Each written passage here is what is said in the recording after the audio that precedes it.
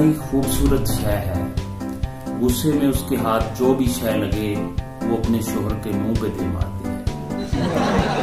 गुस्से के बगैर कोई शय हाथ लगे तो वो सर पे दे मारती है।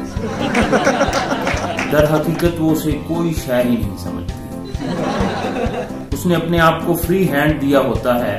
वो जब चाहे जैसे चाहे अपना हैंड घुमाकर शोहर के मुंह पर रसीद कर सकती है।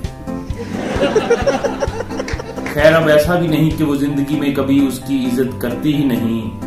शादी और वलीमे वाले दिन वो शोहर की अच्छी खासी इज्जत करती है, चाहे वो उसके काबिल हो ना हो। माहिरीन कहते हैं कि बीवी की बैरूनी कैफियत से इसकी असल कैफियत का पता लगाना बहुत मुश्किल है। मैं माहिर सिन्फ नाजुक कहता हूं कि बीवी की अंदरूनी कैफियत जानकर भी असल कैफियत का पता लगाना बहुत मुश्किल है।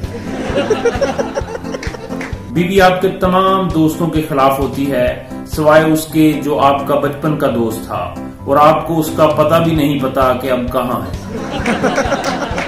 यानी बरसों हुए उससे मिले, अगर भूले से उसके साथ बीता कोई किस्सा बेगम के गोश गुजार किया तो किस्सा शुरू होने से पहले ही वो खत्म कर देंगी, ये कहकर के ये किस्सा और कितनी बार सुनाना है।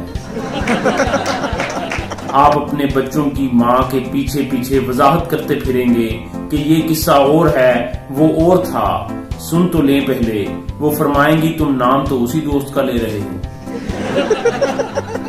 अब उन्हें साहब जी कैसे समझाएं कि दोस्त के एक होने से किस्से का एक होना कहां से लाजम है। भाई, एक दोस्त के साथ सैकड़ों किस्से हो सकते हैं।